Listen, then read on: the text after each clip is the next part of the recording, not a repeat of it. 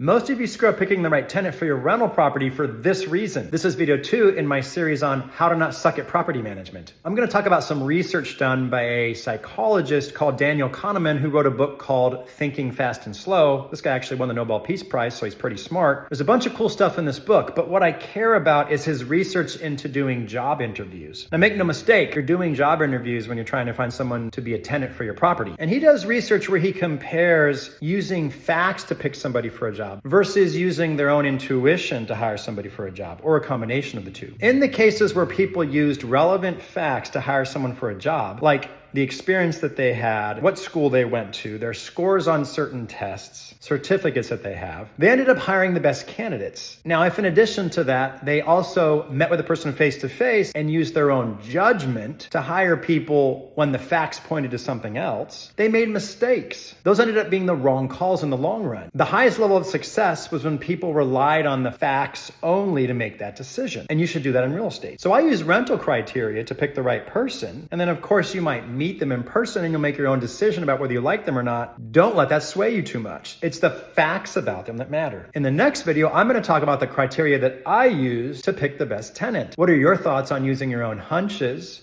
versus using facts?